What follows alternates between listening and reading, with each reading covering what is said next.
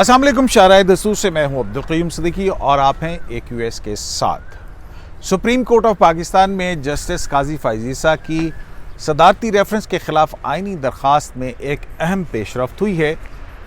गो कि आज तकरीबन सारा दिन 5 बजे तक बल्कि पौने 5 बजे तक जो है सुबह 9:30 से लेकर ये समाअत होती रही। समाअत के भी 2 हिस्से हैं और पहला हिस्सा ये है कि उसमें जस्टिस उमर अता बंदयाल की सरबराही में 10 रुकनी बेंच के रूबरू बैरिस्टर फ़रोग़ नसीम ने आज अपने दलाइल जो हैं वो मुकम्मल कर लिए। सदर, वज़ीर आज़म, ARU के सरबराह और दीगर जो रिस्पोंडेंट्स थे उन्होंने बैरिस्टर फ़रोग़ नसीम के दलाइल कबूल कर लिए। और फिर आज के केस की आज की समाअत की सबसे बड़ी बात और सबसे अहम इशू ये था कि वो सवाल जो किया जा रहा था कि जस्टिस काजी फ़ाइज़ ईसा को रसीदें देनी होंगी, यानी कहाँ से आई ये झुमके, किसने दिए ये झुमके। तो जस्टिस काजी फ़ाइज़ ईसा की अहलिया का बयान इस हवाले से इंतहाई अहम था और आज तमाम नज़रें इस बयान की तरफ थीं और जस्टिस काजी फ़ाइज़ ईसा की अहलिया ने एक एक चीज़ खोल कर सामने रख दी है। अब मामला ये है कि अदालत ने कहा कि ये हम क्योंकि फैक्ट्स को ये डिस्प्यूटेड फैक्ट्स हैं और इसको हम नहीं देख सकते, लेकिन अदालत ने उन फैक्ट्स के ऊपर इत्मीनान का इजहार किया है। जस्टिस काजी फ़ाइज़ ईसा की अहलिया का कहना है कि उन्होंने ये रकम जो है पाकिस्तान से ट्रांसफ़र की अपने ही एक अकाउंट से दूसरे अकाउंट के अंदर, और उस अकाउंट से जो है वो ये बैरून मुल्क प्रॉपर्टीज़ 2003 से 2014 के दरमियान ख़रीदी गई और ये 7 लाख पाउंड की रकम जो है उस दौरान में ट्रांसफ़र हुई। बहुत सारी तफसीलात हैं और जस्टिस काजी फ़ाइज़ ईसा ने एक ये भी सवाल उठाया। उसने कहा, उनका ये कहना था कि उन्हें ना सिर्फ हरासा किया गया बल्कि जो है उनसे किसी ने नहीं ये पूछा, उनके शौहर के ऊपर इल्ज़ाम तराशी की जाती रही और उन्होंने ये भी कहा कि परसिक्यूशन इज़ टेरेबल। और आज की कार्रवाई में क्या क्या हुआ, चलते हैं जनाब नासिर इकबाल और हसनात मलिक की तरफ।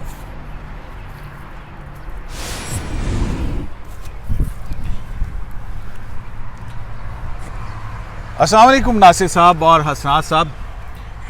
तो आज तो फिर जो ड्रॉपसिन हो गया मेरे ख्याल में कि नहीं हुआ, अभी भी ड्रॉपसिन नहीं हुआ है। देखें क़य्यूम साहब, शुक्रिया।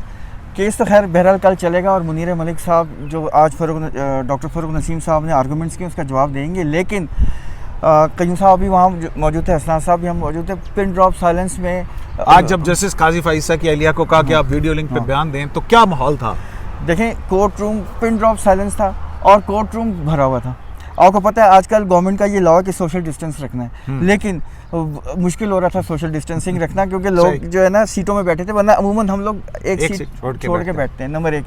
नंबर 2, जजेस साफ नज़र आ रहा था, अपेरेंट था कि जजेस were very very upset. Reason being कि एक जज की वाइफ को ये बात साबित करने के लिए कि मेरा हस्बैंड क्लीन है, क्योंकि आज आपको याद होगा फ़रोग़ नसीम साहब ने एक बात कही है और बड़ी खौफनाक बात कही है। उन्होंने कहा है कि justice Isa has not come with clean hands in this context में। ठीक है, पिटीशन जो फाइल किया वो क्लीन हैंड से नहीं किया, वो SJC के वाले से उन्होंने कहा। बिल्कुल। तो इस पे वो कह रही थी कि मेरे हस्बैंड, मतलब वो बता रही। और क़य्यूम साहब आपको पता ही है कि खातून वो रो भी रही हो, बार बार अपने आंसू भी पोंछ रही हो, सोबर माहौल हो, पानी का गिलास भी पी रहे हो और हर बात करते हुए डॉक्यूमेंट भी दिखा रही हो। मतलब कोई ऐसा मौका नहीं था कि जिस पे उन्होंने कोई डॉक्यूमेंट नहीं दिखाया, और उन्होंने ये सारा साबित किया है कि ये सारा पैसा हलाल की कमाई पाकिस्तान में जो उन्होंने बताया कि मैं अमेरिकन स्कूल में, कराची के अमेरिकन स्कूल में पढ़ाती थी, जिसमें मेरी सिर्फ सैलरी नहीं थी, उसमें मुझे बहुत सारे बेनिफिट्स थे, एडिशनल इनकम भी मिलती थी, अलाउंसेस मिलते थे और वो अच्छे खासे थे। उसके अलावा मैंने कराची में 2 प्रॉपर्टीज़ ख़रीदी एक लेडी के साथ मिलके, वो बेची, तीसरी प्रॉपर्टी इंक्रोच हो गई, उस पर कब्ज़ा हो गया।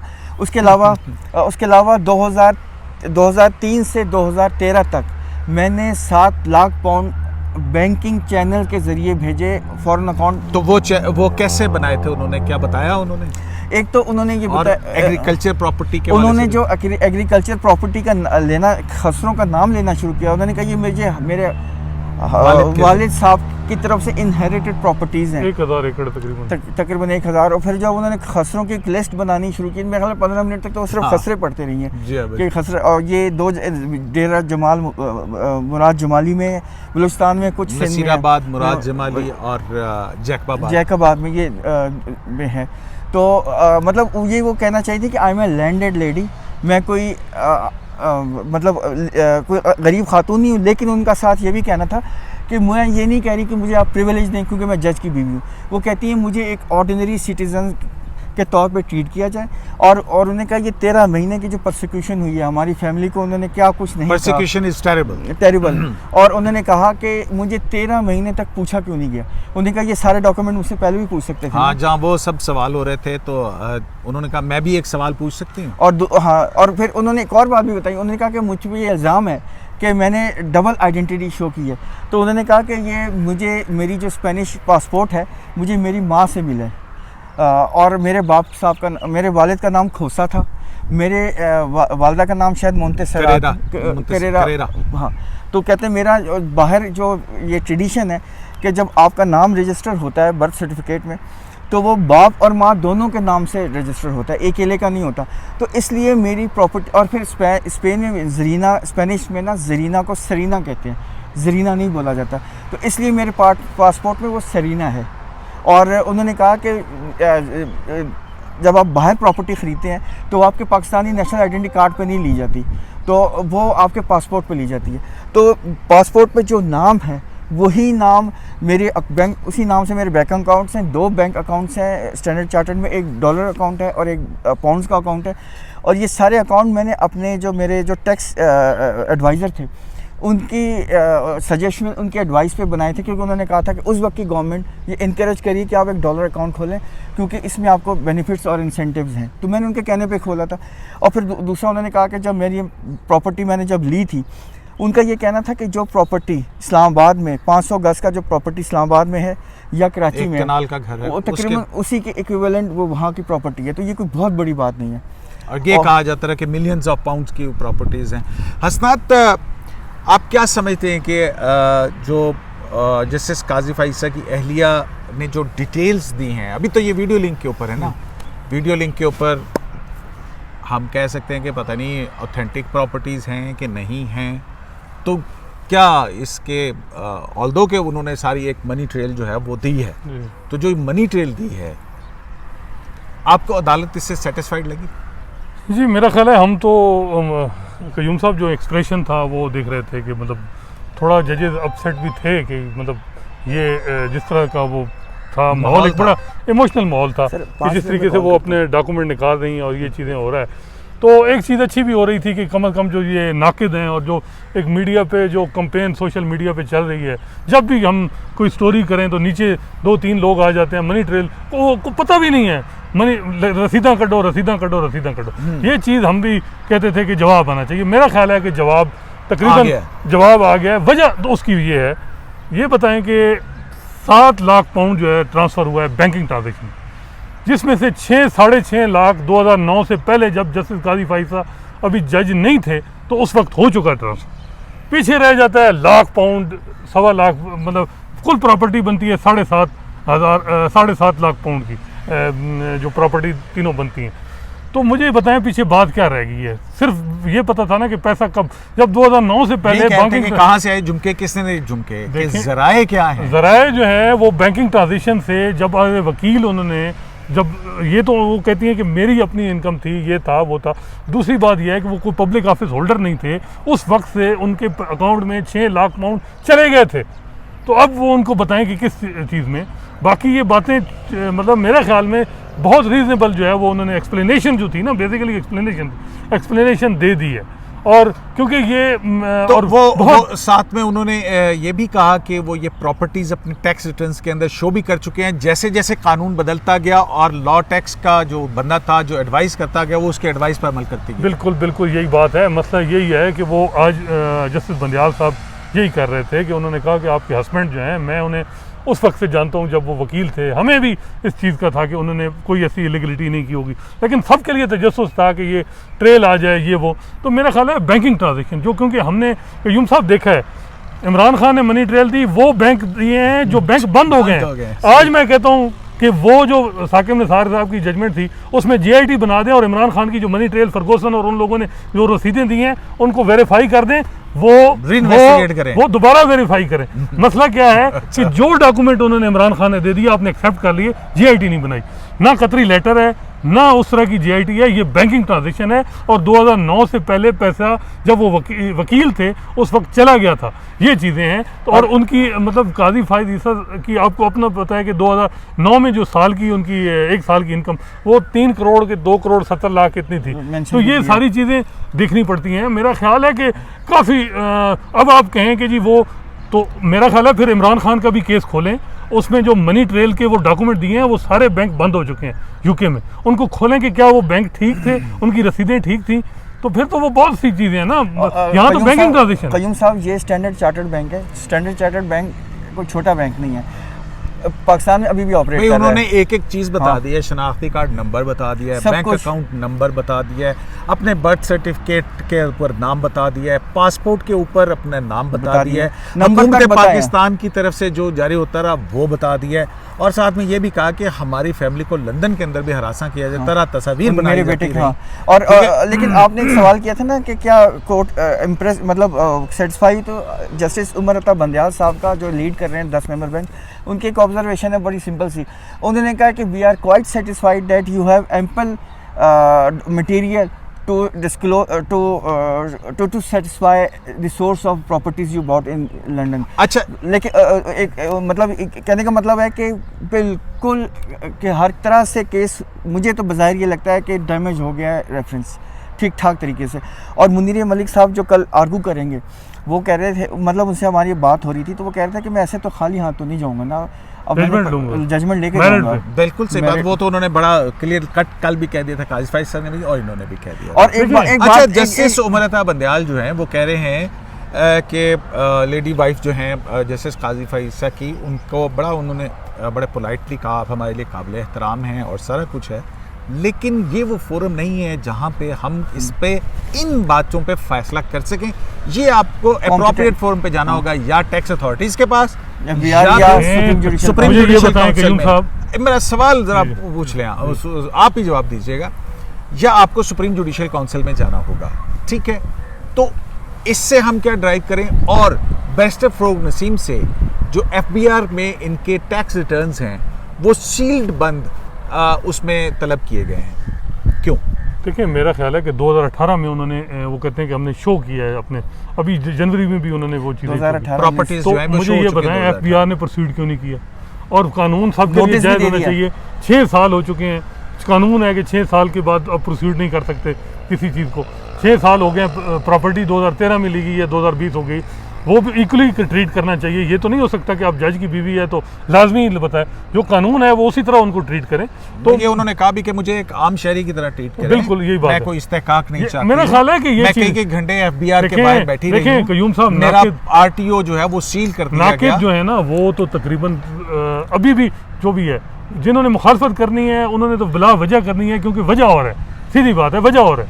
तो वो मसला ये है कि उस पर किसी को इन्फ्लुएंस नहीं होना चाहिए, चाहे जुडिशरी है चाहे जो भी, उन्हें अपनी ज़मीर से देखना चाहिए कि क्या किस तरह है मामला। तो इसका आपका क्या मतलब? मेरे ख्याल काउंटर चेक के लिए अदालत ने जो है वो सील बंद मंगवाया ताकि हम उसका जायजा ले सकें। उन्होंने इल्जाम लगाया अपनी सेटिस्फेक्शन के लिए, देखें वो ठीक इल्जाम लगाया था। और सेकेंडली एक और भी इल्जाम लगाया जो बड़ा खौफनाक है, वो भी कोई छोटी बात नहीं है। किसने इल्जाम? मिसेस जस्टिस ईसा ने, बहुत मतलब कोई छोटी बात नहीं है। उन्होंने ये कहा कि जब मेरे हस्बैंड एक ऑर्डिनरी लॉयर थे तो मुझे 5 इयर्स का मल्टीपल वीज़ा पाकिस्तान गवर्नमेंट देती थी, वो उन्होंने दिखाया।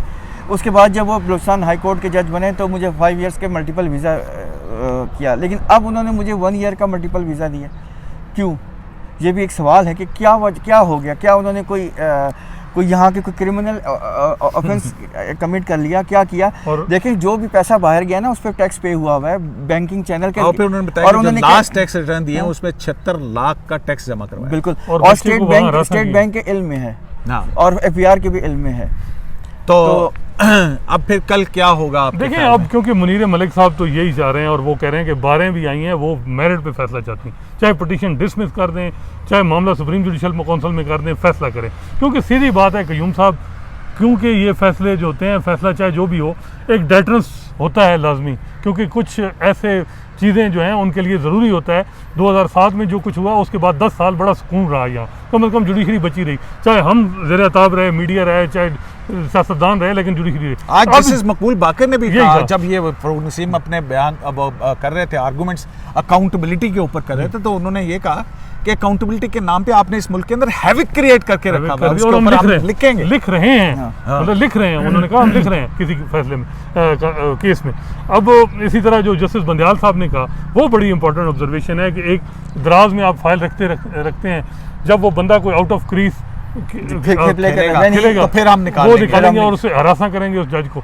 और साथ ही वो कहते हैं ये चीज़ आप क्यों नहीं करते डिस्ट्रिक्ट जुडिशरी में। और फिर अरशद मलिक का उन्होंने मैंने हवाला अरशद दिया मलिक है। की वीडियो के उन्होंने कहा कि एक ऐसा जिसका चेकर्ड है करेक्टर, जी। उसके हवाले से। और आपको तो याद होगा भाईजान, आप तो उस प्रेस कॉन्फ्रेंस में थे जी। जब ये अरशद मलिक का जो एफिडेविट है और जो इसने बयान दिया था और दाखिल किया था, बैरिस्टर फ़ारूक नसीम ने और शहजाद अकबर साहब, इन्होंने प्रेस कॉन्फ्रेंस की थी उनको उस protect- जज साहब के हाथ protect के अंदर। देखें, वही बात है ना, यही बड़ा असला ये जो है ना कि अगर आप उधर हैं तो बिल्कुल ठीक है, नीट एंड क्लीन है हर चीज़।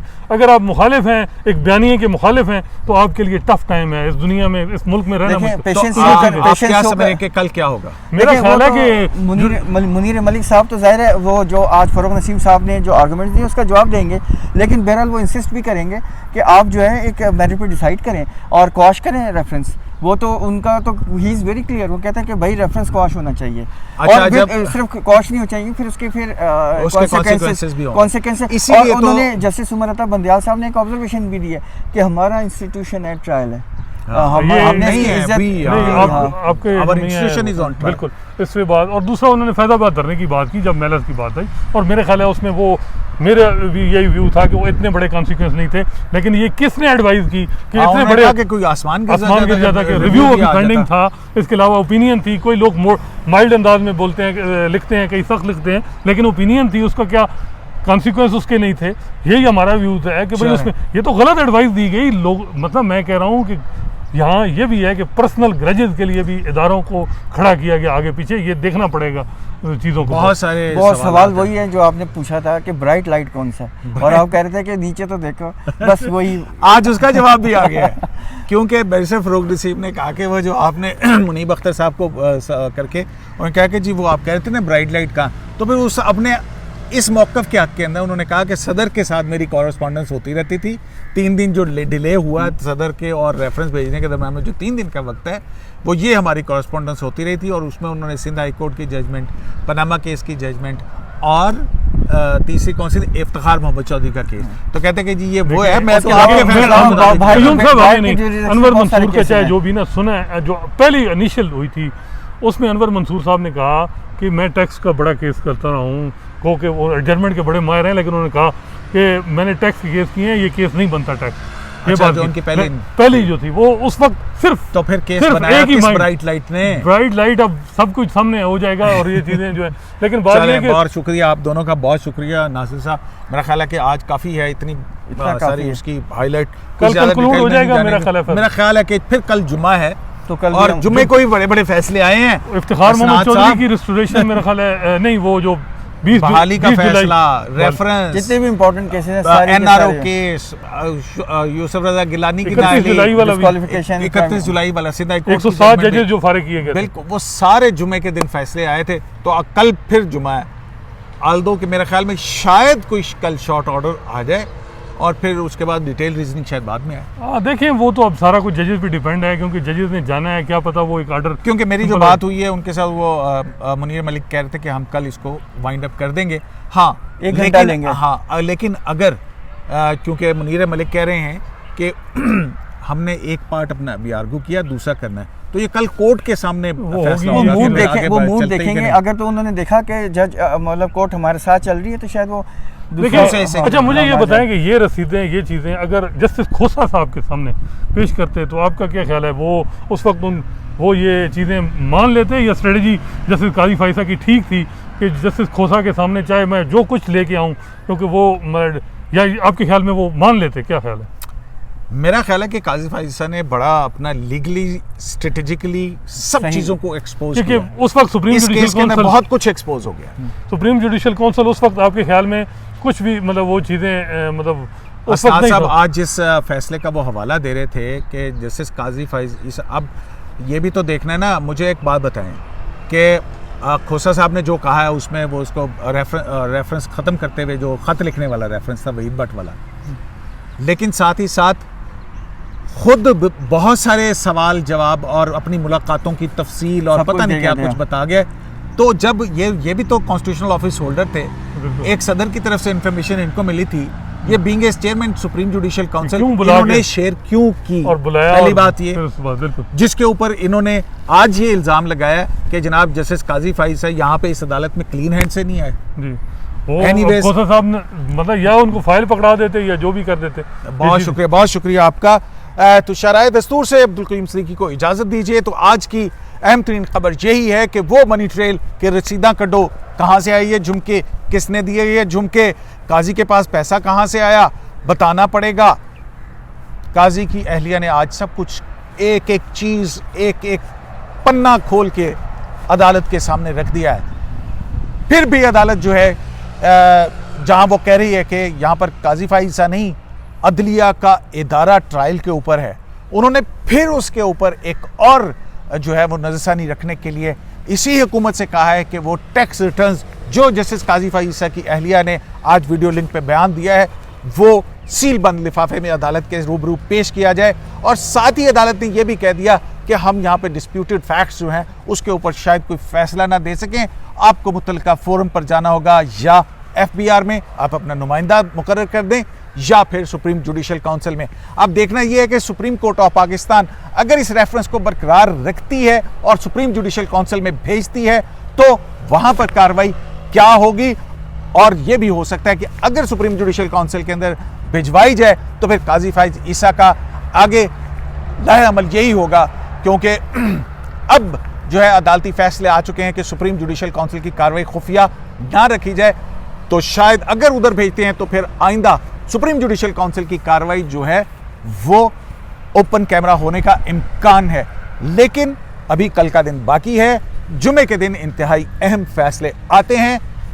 आप भी देखते रहिए, हम भी इंतजार करेंगे और इंशाल्लाह आप तक पहुंचाएंगे। आपने हमारा प्रोग्राम जो जिस तवातुर से पसंद किया है, जिस तरह आपने उसके ऊपर कमेंट्स दिए हैं, जिस तरह हमारी रहनुमाई की है, शायद से आपको सलाम पेश करता है।